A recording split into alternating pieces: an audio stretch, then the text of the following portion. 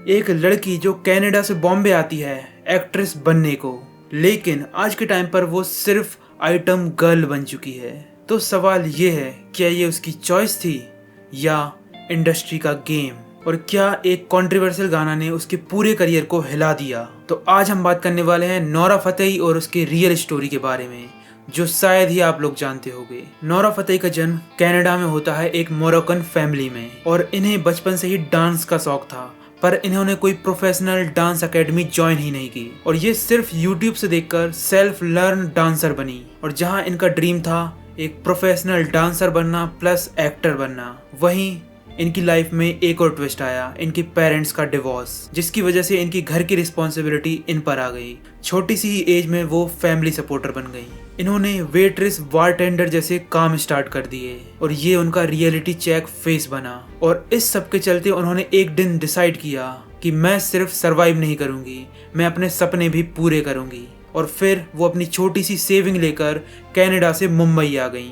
सोचो, एक छोटी सी सेविंग और ड्रीम था एक्ट्रेस बनने का, और काफी स्ट्रगल के बाद उन्हें एक ब्रेक थ्रू मिला 2014 की roars the tigers of Sundarban पर। यह फिल्म भी फ्लॉप हुई, पर यहाँ पर नोरा फतेही की बॉलीवुड में एंट्री हो चुकी थी, और नोरा फतेही ने यहीं से साउथ फिल्मों में अपने डांस रोल लेने स्टार्ट किए। इस टाइम तक इंडस्ट्री में पता चल चुका था कि नोरा फतेही एक वेल एस्टेब्लिश्ड डांसर हैं, जो आइटम सॉन्ग्स के लिए फेमस होने लगी थी साउथ इंडस्ट्री में।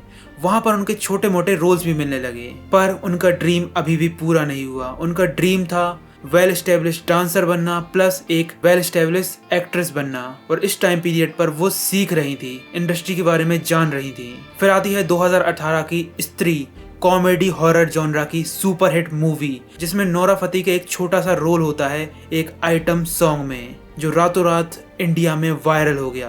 वो गाना वायरल सेंसेशन बन गया। इस टाइम तक नोरा फतेही के बारे में बॉलीवुड इंडस्ट्री अच्छे से जान चुकी थी कि ये कितनी अच्छी डांसर हैं। और फिर आता है इनके पास चांस। 2019 में टी सीरीज के साथ इनका कॉन्ट्रैक्ट साइन होता है, और यहीं से इनकी पूरी लाइफ का गेम चेंज हो गया। ये वही नोरा फतेही थी जो रेस्टोरेंट में बारटेंडर का काम कर रही थी, और अब बॉलीवुड में आइटम सॉन्ग की सेंसेशन बन चुकी थी। और फिर इनके बैक टू बैक हिट्स आते हैं। ओ साकी साकी, नाच मेरी रानी और कमरिया जैसे कमर्शियली हिट सॉन्ग से ये पूरी इंडस्ट्री में छा चुकी थी। लेकिन यहाँ पर भी एक प्रॉब्लम थी, नोरा फतेही को अभी भी आइटम सॉन्ग के अलावा कोई भी रोल नहीं मिल रहे थे, और अगर रोल मिलते भी तो वो इतने ज़्यादा मीनिंगफुल नहीं होते, इतने ज़्यादा इम्पैक्टफुल नहीं होते। क्योंकि इस इंडस्ट्री में आपको अगर सरवाइव करना हो तो आपको बार बार दिखते रहना पड़ता है। इसलिए नोरा फतेही आइटम सॉन्ग्स पे सॉन्ग करती रहीं, और धीरे धीरे इस इंडस्ट्री की वो आइटम सॉन्ग गर्ल बन गई। जहाँ पर नोरा फतेही ने कई बार कहा है कि डांस उनके लिए एम्पावरमेंट है, ऑब्जेक्टिफिकेशन नहीं। और ये काफ़ी हद तक सही भी है। एक लड़की जो वेट्रेस का काम कर रही थी, जो बेयरली अपनी फैमिली को सपोर्ट कर पा रही थी, वो डांस की बदौलत एक फेमस हस्ती बन चुकी है। इस स्टेटमेंट के बाद काफी सवाल भी उठने लगे। अगर ऑब्जेक्टिफिकेशन गलत है तो उनके सारे गाने ऑब्जेक्टिफिकेशन पे ही क्यों होते हैं? सारे गाने सेम ही पैटर्न क्यों फॉलो करते हैं? एक गाने में नोरा फतेही आई कैंडी की तरह क्यों प्रेजेंट की जाती हैं? और ये चीजें सिर्फ क्रिटिक्स और मीडिया नोटिस नहीं कर रही थी, ये नॉर्मल ऑडियंस भी नोटिस कर रही थी कि नोरा फतेही को एक आई कैंडी की तरह यूज किया जाता, उनके डांस परफॉर्मेंस के लिए नहीं, सिर्फ उनके लुक्स के लिए।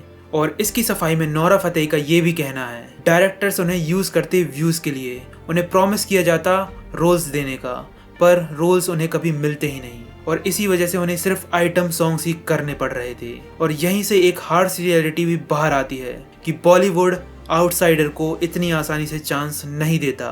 बॉलीवुड सिर्फ उन्हीं लोगों को चांस देता है जो नेपोटिज्म से आते हैं, या फिर वो काफी पावरफुल फैमिली से बिलोंग करते हैं। आउटसाइडर के लिए आज भी यहाँ पर अपना टैलेंट प्रूव करना बहुत ज्यादा मुश्किल है, पर नोरा फतेही की ये डिसीजन कहीं ना कहीं उन्हें बैकफायर करने वाले थे। 2026 में एक गाना रिलीज होता है। ये गाना नोरा फतेही की पूरी इमेज को डिस्ट्रॉय करने वाला था। ये गाना इतना वल्गर था कि रातों रात वायरल हुआ, प्लस कंट्रोवर्सीज हुई।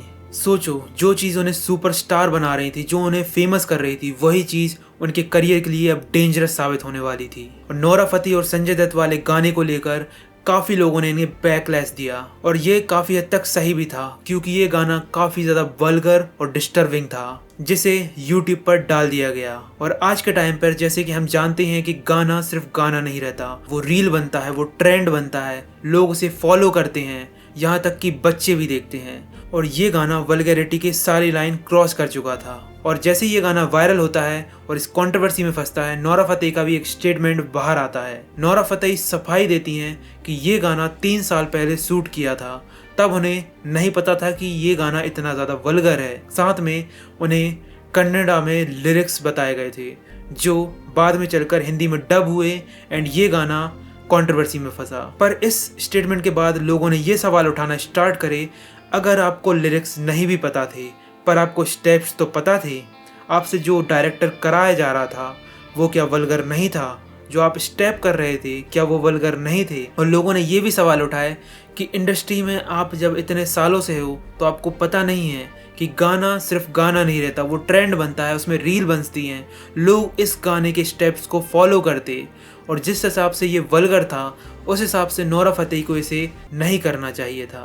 और इसी बात को लेकर लोग ऑब्जेक्शन उठा रहे हैं। फिर सवाल ये भी आता है कि नोरा फतेही को सिर्फ आई कैंडी की तरह इंडस्ट्री यूज़ कर रही है या फिर नोरा फतेही फेम और पैसे के लिए ये काम कर रही हैं और अप फ्रंट उनकी इमेज को सुधारने के लिए ऐसे स्टेटमेंट देती रहती हैं। तो आप लोगों को क्या लगता है, क्या नोरा फतेही गलत है या इंडस्ट्री? और क्या नोरा फतेही कभी एक्ट्रेस बन पाएंगी? क्या उन्हें कभी इंडस्ट्री में चांस मिलेगा एक्टिंग करने का? और सबसे बड़ा सवाल, क्या नोरा फतेही विक्टिम है या फिर वो खुद फेम और पैसे के लिए ऐसा कर रही हैं? आपकी जो भी ओपिनियन है मुझे कमेंट्स में ज़रूर बताइए। अगर आपको वीडियो पसंद आया है तो लाइक सब्सक्राइब ज़रूर करें। तो मिलते हैं नेक्स्ट वीडियो में।